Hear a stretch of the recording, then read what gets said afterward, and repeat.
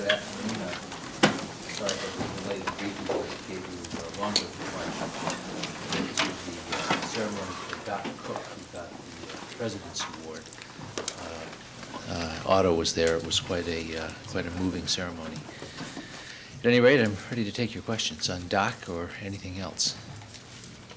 No questions? Can you tell us, regarding the NATO forces that are on alert for possible action in Kosovo, how many U.S. planes are currently designated for that possible contingency? How many of them are already in the, either in Italy or in the area, and how, will the United States be moving any additional aircraft or designating any U.S.-based planes as part of that contingency? We have not moved any planes from the United States to Europe. As you probably recall, last fall, when NATO initially passed its activation order for a possible air campaign, there was an Allied force that totaled 430 planes. Those were combat aircraft, as well as support aircraft, tankers, etc., AWACS, and that is what we're talking about. That is the largest possible force that was contemplated under the activation order last fall. Most of those planes were already in Europe. They may be far away from where they would assemble to participate in any air campaign if NATO decided to take that route. As you know, all options are under consideration. That's one of the options under consideration. No decision has been made. For the United States, we have currently the carrier air wing of 72 planes. We have the approximately 36 planes, I think, at Aviano. I can get you the exact number, and then we have planes elsewhere in Europe that could quickly be brought to bear if necessary and if the decision's made. So we would, under the plan passed last fall, the largest possible plan, assemble an Allied force of 430 planes. Last fall, the Pentagon said that the B-2 stealth bomber was designated for possible duty if airstrikes were carried out. Is that plane still in the mix? We basically have revived the plans from the fact we never stood down the plans because the activation order remained in effect. And as you know, all the planes initially covered by the activation order last fall remained on 4-day or 96-hour alert. In the last several days, that alert has been reduced to 2 days or 48 hours. But the package that was contemplated last fall is the same package that would come into play today if a decision were made to use military force. Well, you said that no, we have not moved any planes from the United States to Europe. Do you intend to move any planes? Well, that remains to be seen. Obviously, we haven't yet, and should a decision be made to go ahead, we'd decide what to do. Long-range bombers, of course, can operate from the United States and return directly to the United States without stopping in between. That's what they're trained to do. So presumably we would be able to do that with current planes. Should we stand up the full force, I imagine that some planes would have to be moved over from the United States. But no decision has been made to do that. It does appear that there are many deliberative steps that still must be taken before any use of force would actually happen. Can you run through what still has to happen? There's contact meetings and there's other deliberations scheduled for next week. And then what does the NAC have to do politically, physically to move something? Okay, well that is an important point, that it is a deliberative process and the deliberations continue and no decision has been made. What has to happen for a decision to be made? The contact group is meeting tomorrow, and the North Atlantic Council in Brussels, the NATO group, is also meeting tomorrow. Before any decision to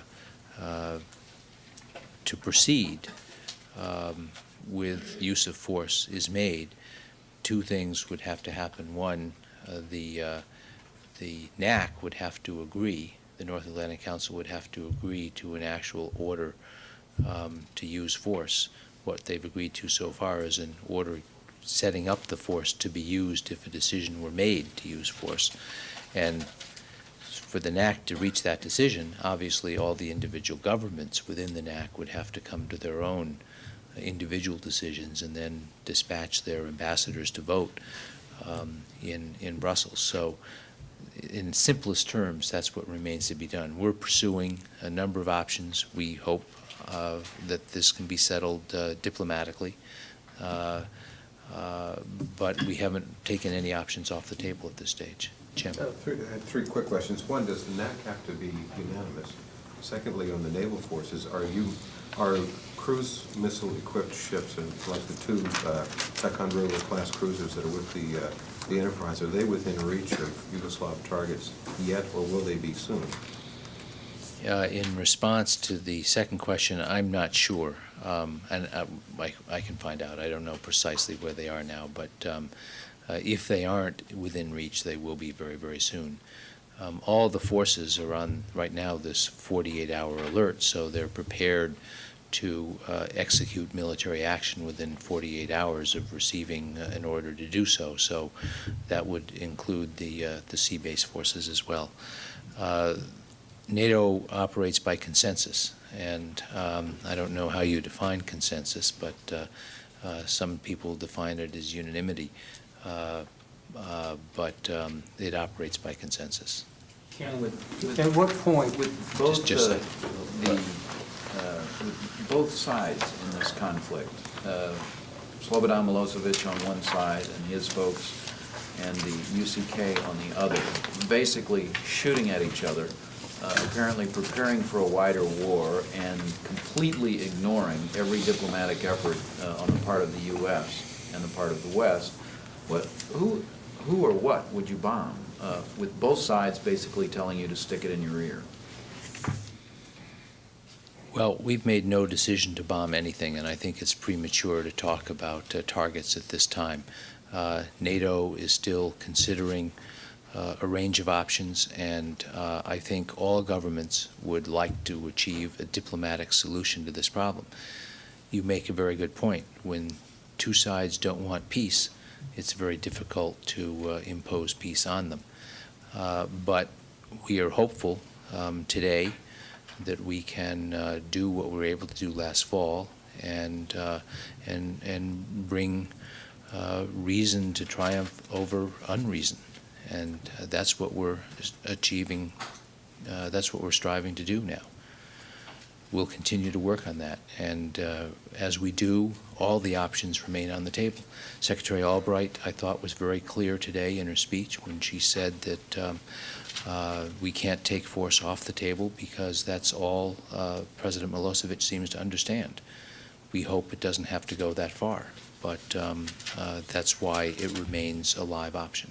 In a stepwise process, can you speculate or speak to the issue of the verifiers? The verifiers would come out once there was another activation order issued by NAC, and could they come out by themselves without escort, or would there have to be the protective forces go in and get them out of Kosovo, or can you address this issue?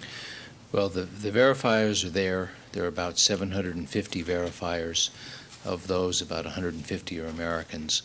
They're doing very important and courageous work, and that is they're serving as eyes and ears. They're helping to resolve disputes, to keep forces separated. They're not successful 100% of the time. Obviously, they can't be everywhere at once. They're not armed, but they are doing an important job, and they've been successful in helping to tamp down the level of violence. It's much lower today than it was last fall.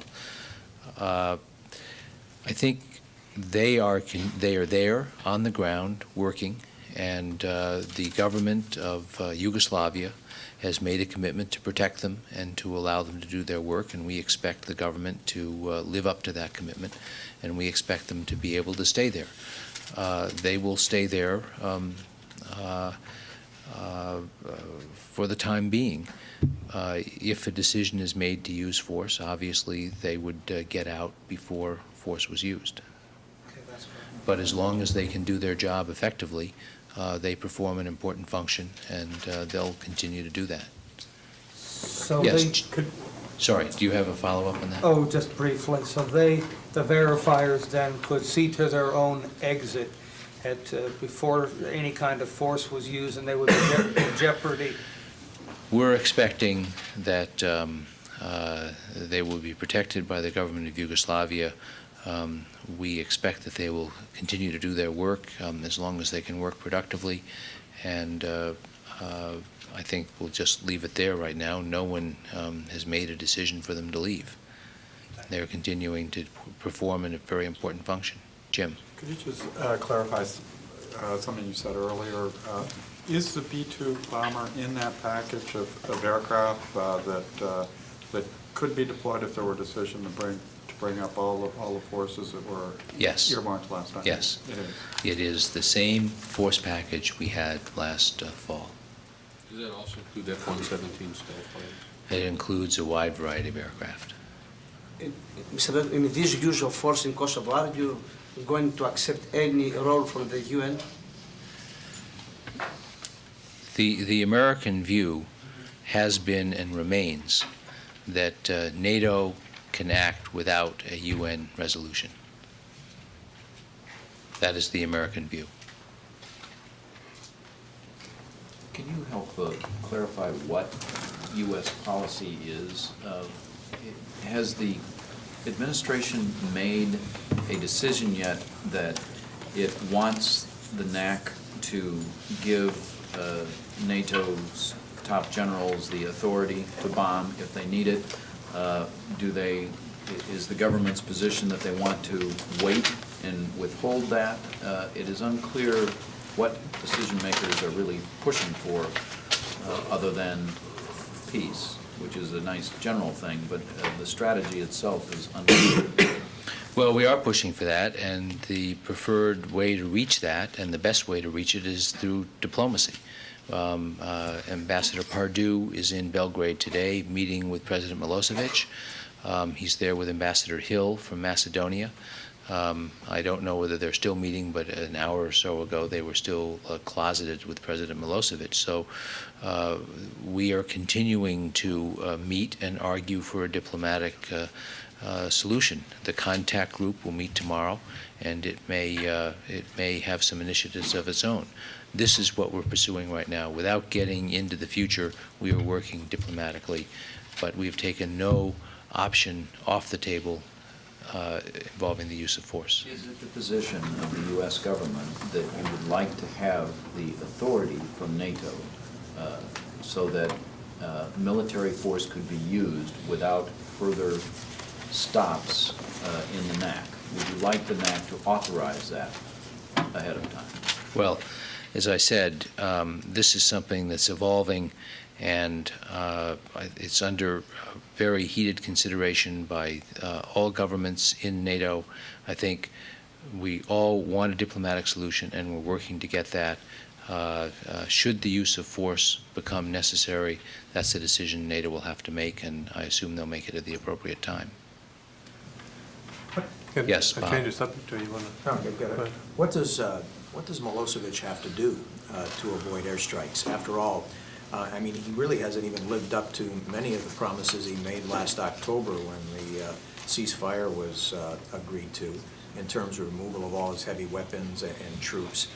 Does he have to come into full compliance of that agreement he reached last October, or does he simply have to allow the verifiers to remain, William Walker to remain, and permit an investigation of this latest incident in Raychik? Just what does he have to do?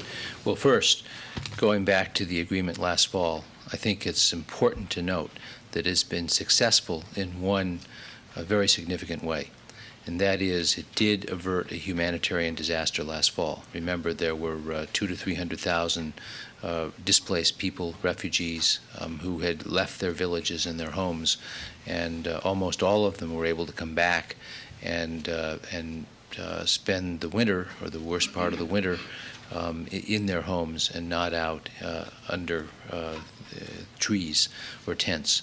So it's been successful in that respect. Secondly, it has led to a reduction in the level of violence. The level of violence has been much less since the agreement than before, but it hasn't been perfect. It hasn't been airtight.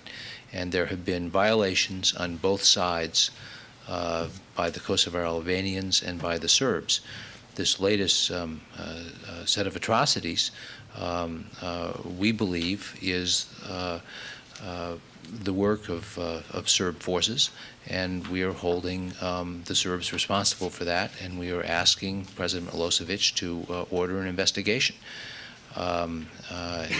Some Serb officials have made other statements that they aren't responsible.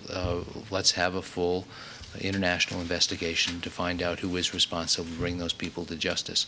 NATO laid out a series of requirements on Sunday, and they involve letting in the International Criminal Court, the War Crimes Tribunal.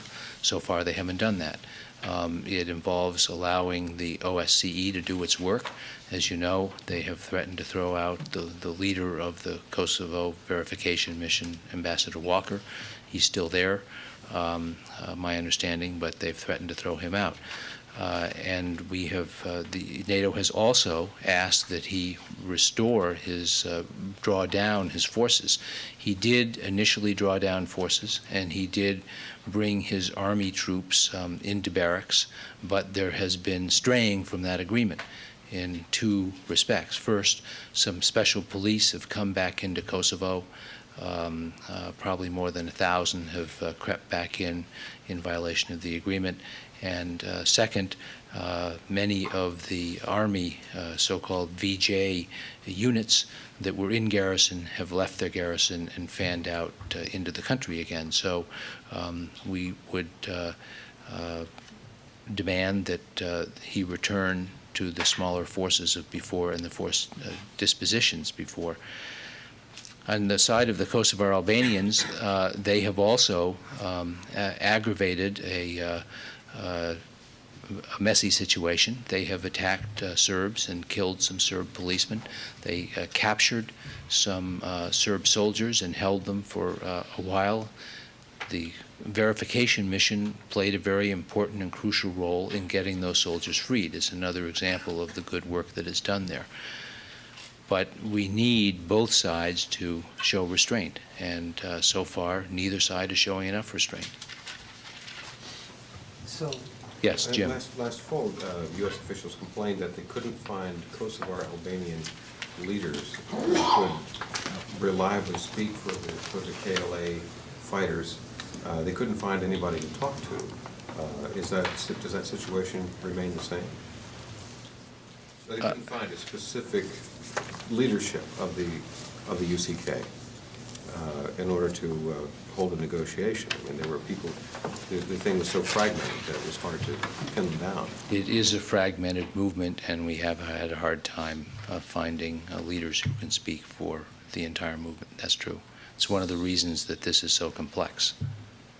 one other issue that came to my mind was how can the Yugoslav police in Kosovo, the number that's legitimate, how can they be expected to protect the verifiers and to keep the peace in Kosovo when they have this guerrilla war going on if they're not allowed to draw on forces that are in Serbia? Do we expect, does NATO expect that they can do the job with a set number of people under all conditions? We believe that the Serbs, led by President Milosevic, triggered this problem in the first place. And they triggered it by abridging or taking away rights that the Kosovar Albanians had.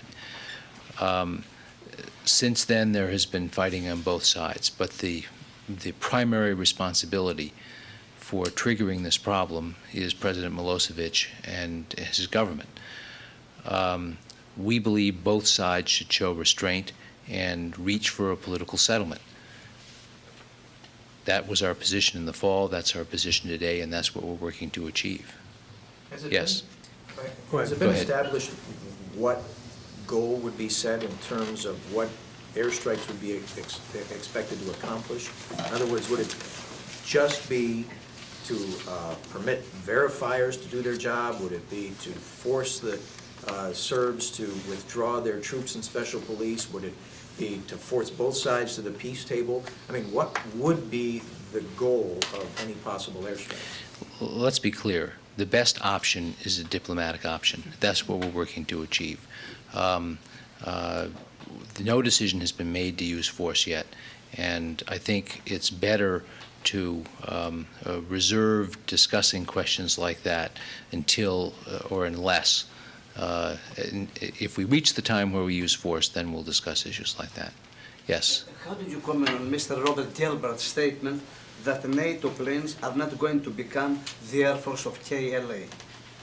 Well, that's one of the issues,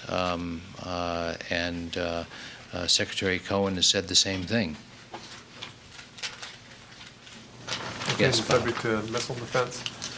Yeah. Today, Bob Bell at the White House said that the administration had not made a decision to approach the Russians about modifying the ABM treaty. Yesterday, Secretary Cohen said, we will propose to explore with the Russians modifications that would allow for a limited system of missile defense. That's exactly what he said. How do you square those two? Who was right here? We have kept the Russians informed at every step of the way. We've been talking to them.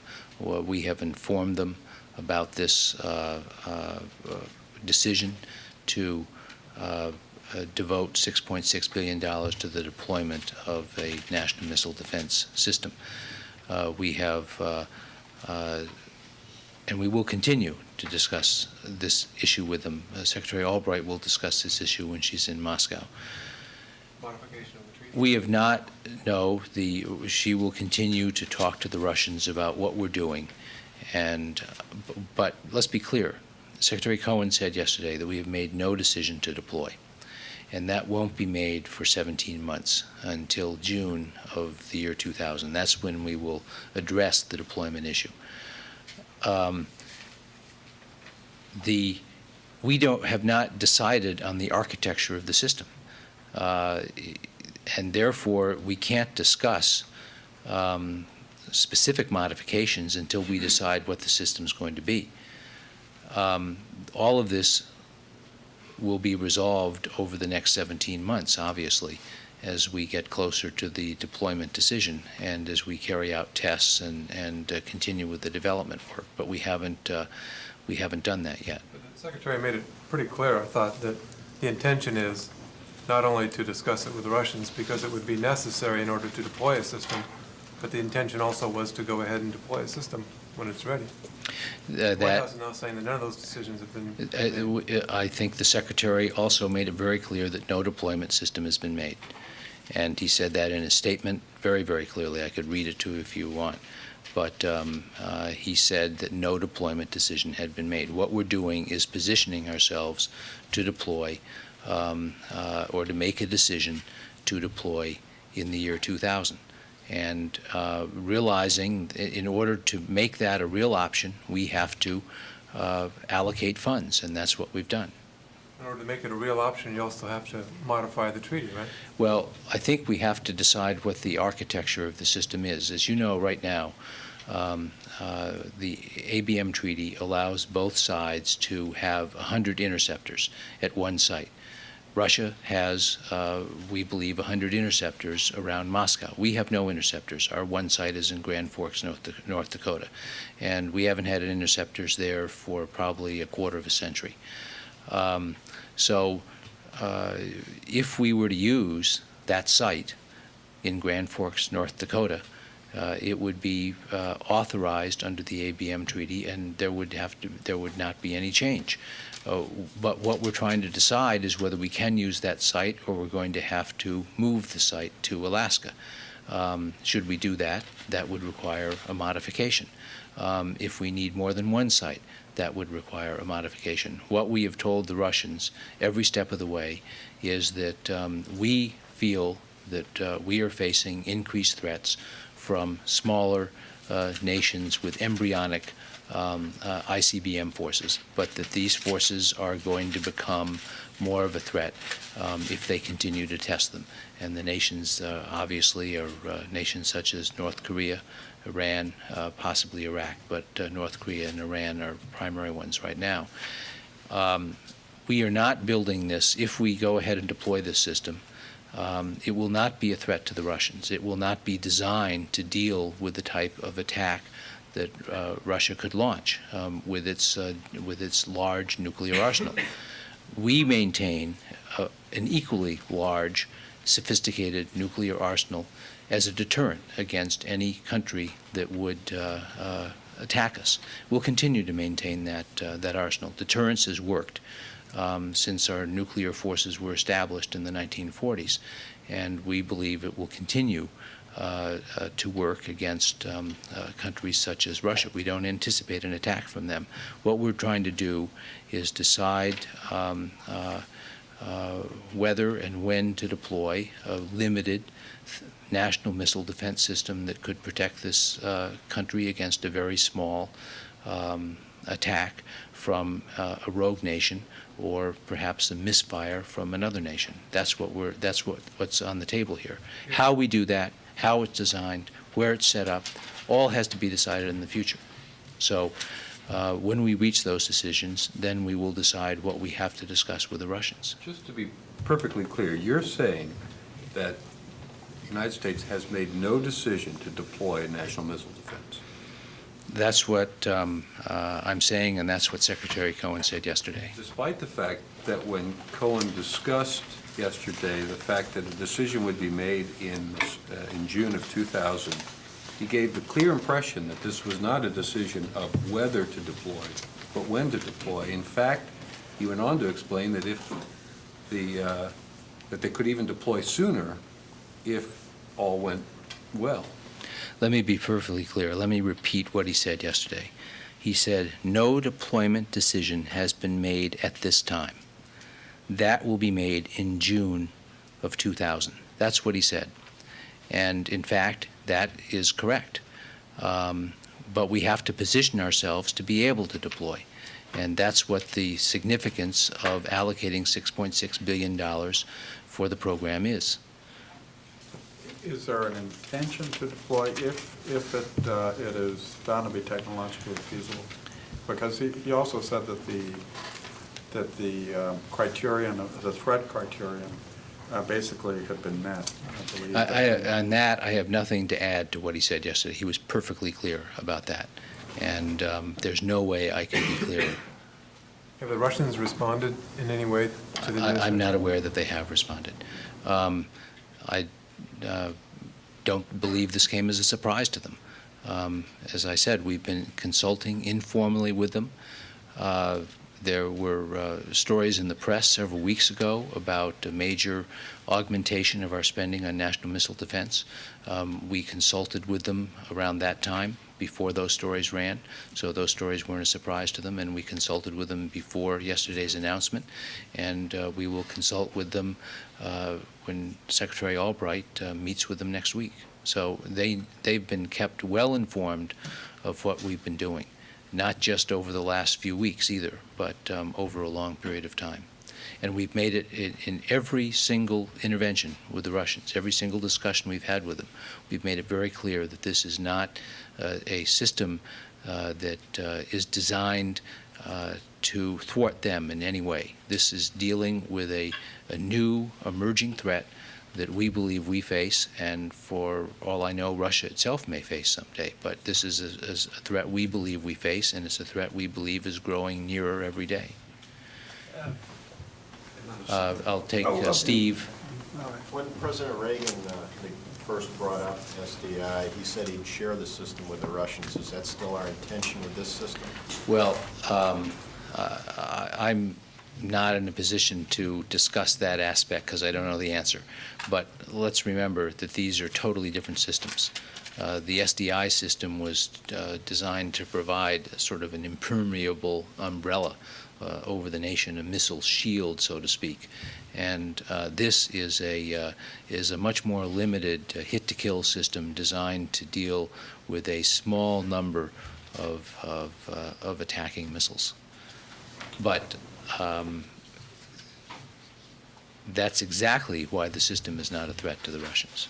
And as I say, the Russians already have a very extensive interceptor system ringing Moscow, an ABM system.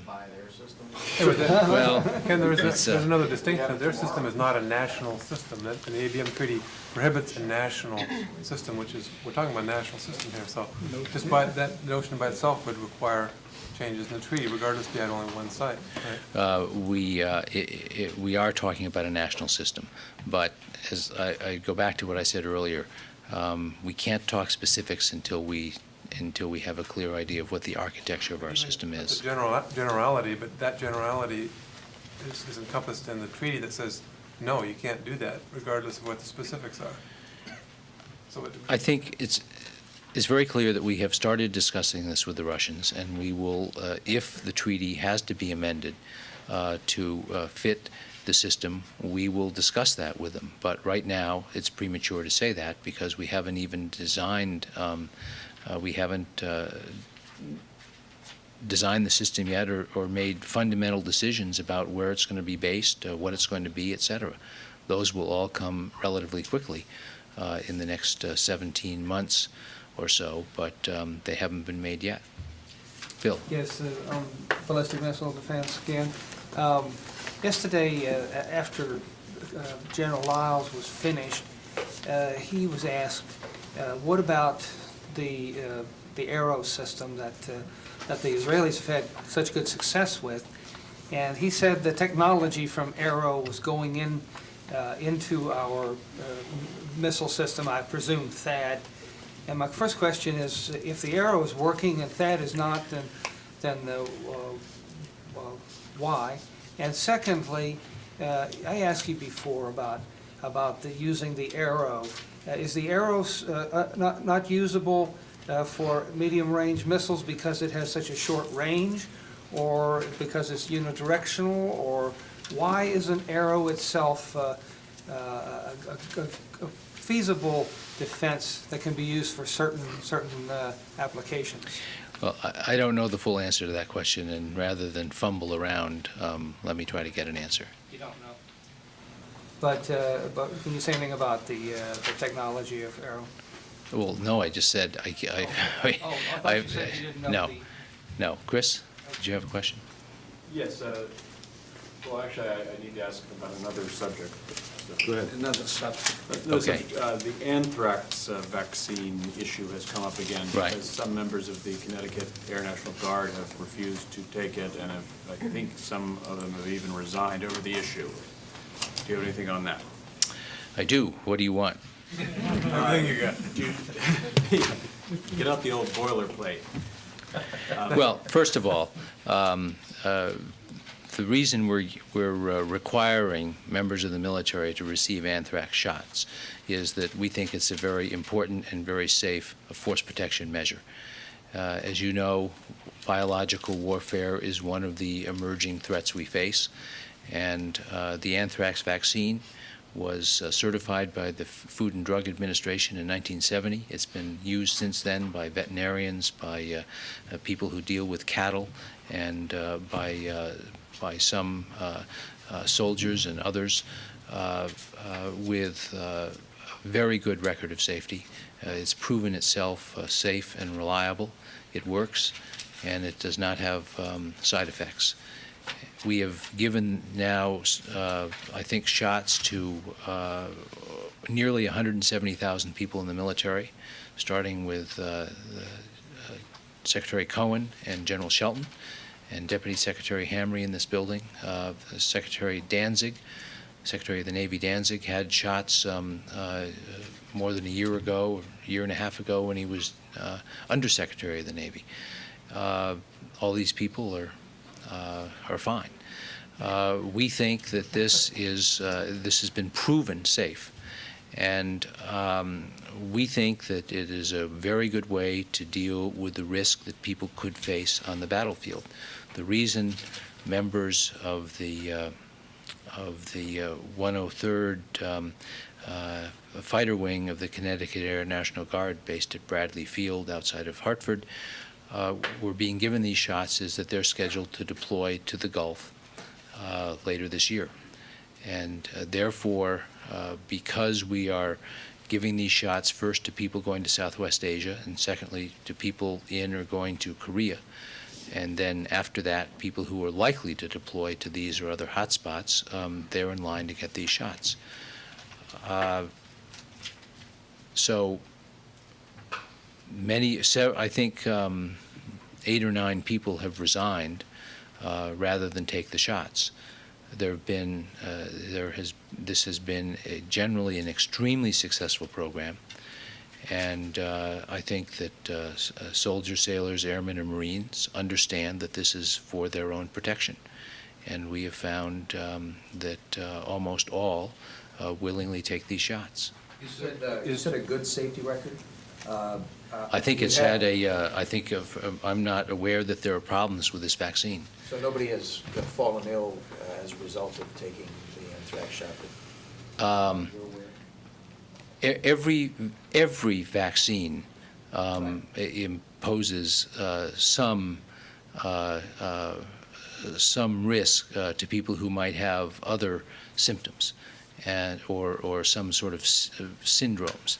And there have been some reactions to the vaccine, but the reactions are very, very small numbers and tend to be extremely minor, a little redness on the arm, for instance.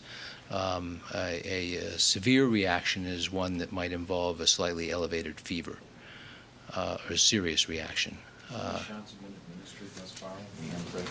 I think over 400,000 shots have been given. If you, as of January 12th, which is my last record, 463,226 shots have been given to 166,233 service members. In the past, when some of these shots were refused, they were generally by lower-ranking enlisted personnel. These apparently involved officers. Do they have any legitimate health concern here, or is this just ignorance? Is it irrational fear of these shots? Why would these officers refuse to take these shots? Well, my understanding, I have not talked to these officers, but my understanding is that 8 have resigned or said they plan to resign. 6 of those, during exit interviews, said that anthrax was one of many factors that entered into their decision to resign.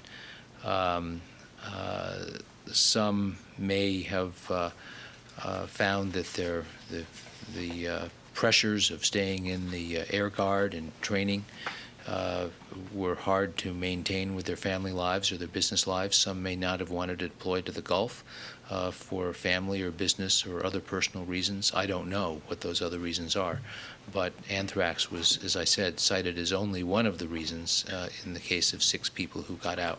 Couldn't the Pentagon or the military court-martial these officers for refusing to take these shots, and why was that not considered?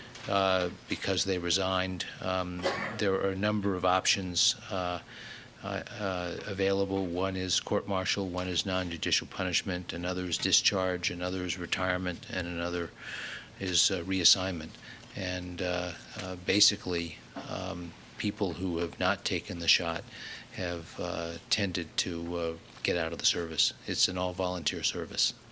But this is not a voluntary program, right? It is not a voluntary program. People who are going to be, eventually everybody in the military will have to take these shots. But right now, people going to the Gulf must take the shots. Mr. Lambros. Another subject. Well, How- have you taken the shot? I haven't. I've thought often about it. I certainly have no hesitation to take the shot. Why are you hesitating? I probably should review my entire shot record and go in and get new DPT shots and everything else that are probably up to date for my children, but not up to date for me. But you go to the Persian Gulf regularly, don't you? I do. That's why I've thought that I should take these shots. Maybe someday I'll come here and tell you that I've taken the shot. Yes. Yes. First of all, more questions on this Connecticut National Guard? Okay. Yeah. How you can assure Greece that those Patriot missiles you are placing around Incirlik base in Turkey are not going to be used by Turkey against Greek air forces over the Aegean in case of conflict? Is there any kind of mechanism of guarantee?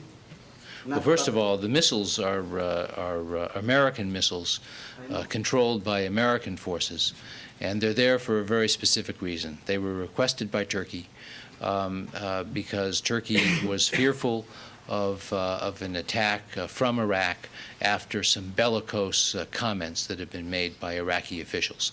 And they asked us to put the missiles there, and we did. So they have nothing to do with the Aegean. They have everything to do with Iraq and protecting Incirlik Air Base from Iraq. For how long they're going to stay? I think it's a relatively brief deployment. They're there for 30 to 60 days, is my understanding. And how many pieces? There are, it is something called a minimum engagement package, and I think that there are three launchers. A last question. Any comment on the decision for the multinational force for Balkans to be stationed in Kilkis, Greece? Well, I'm not aware that there's been a decision to station it there. My understanding is that this important multinational peacekeeping force, which is the product of the Southeastern Europe defense ministerial process. Those meetings started in 1997. I think the first one was in Bulgaria, the next one was in Macedonia, and the latest one was in Greece. There have been three so far.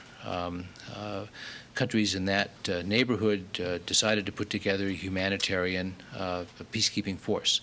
My understanding is that it is going to, the headquarters of this force is going to rotate every 4 years, and that the first headquarters will be established in Bulgaria. And the next headquarters, after 4 years, it'll move to Romania.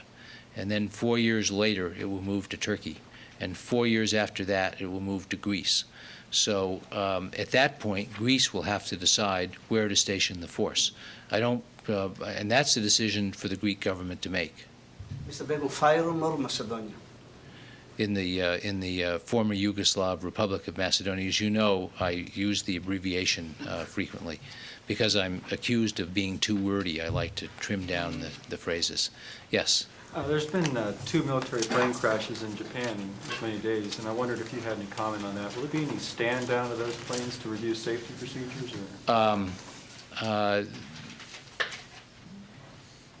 We take seriously every plane crash, and every one is thoroughly investigated. I'm not aware of any particular decision for a stand down in Japan. Obviously, if the commanders decide that that's necessary, it would be up to them to make that decision, and they could do that.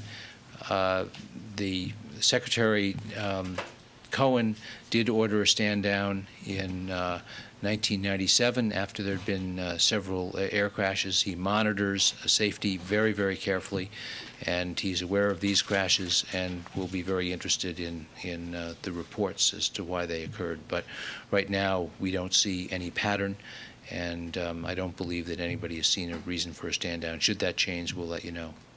So on this, while this jet is under the mission of the low altitude flight training,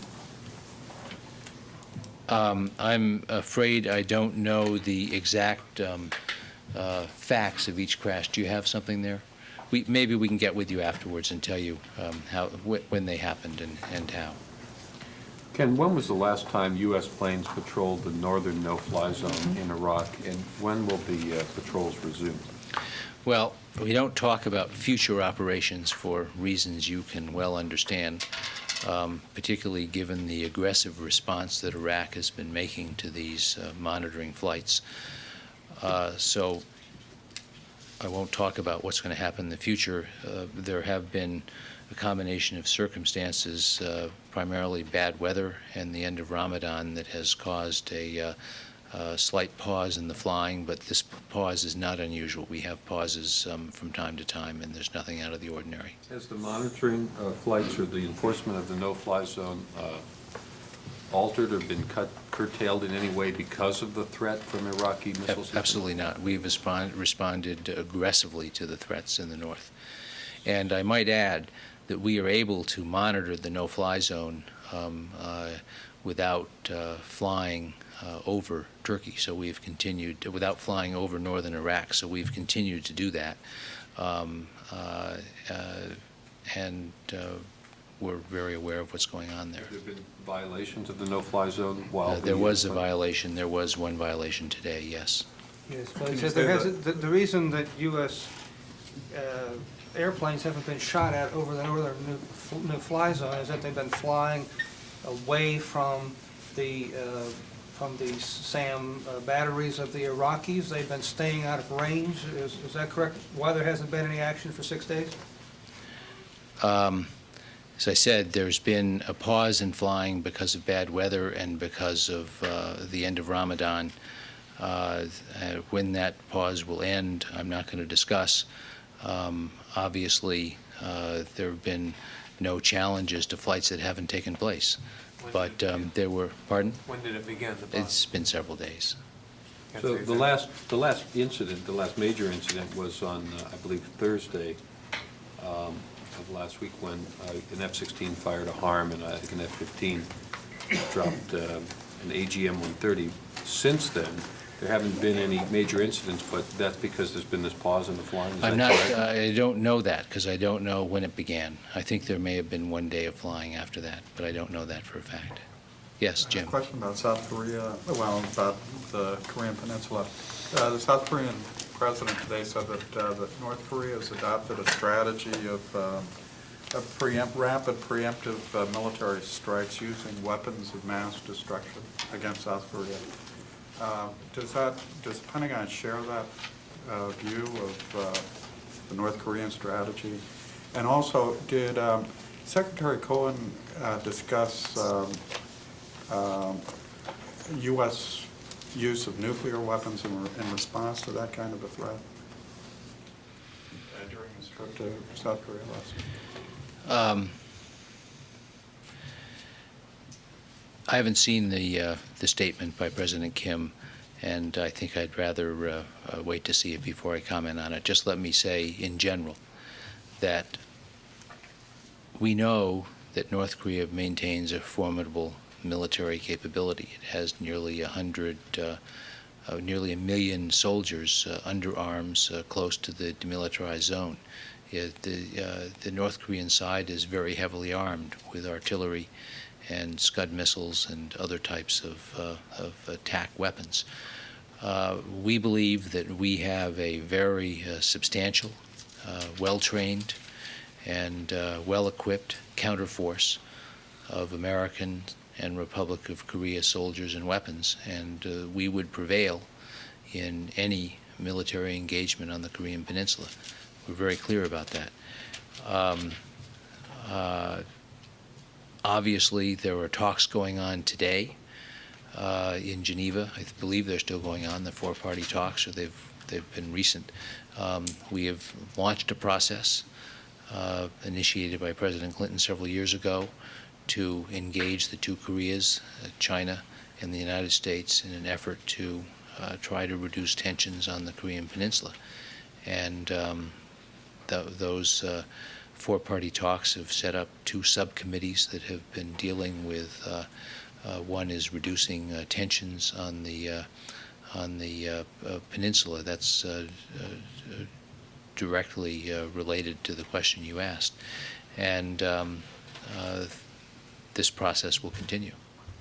In terms of the nuclear question, would the U.S. nuclear umbrella for South Korea apply in the event of a North Korean attack? Suffice it to say that we have at our command an extremely large and lethal force, and we believe that we and our South Korean allies would prevail decisively and quickly in any battle on the Korean Peninsula. Are there any indications at the moment that North Korea is preparing for the test of another Taepodong missile? Not that I'm aware of. Thank you. Well, Thank you very much.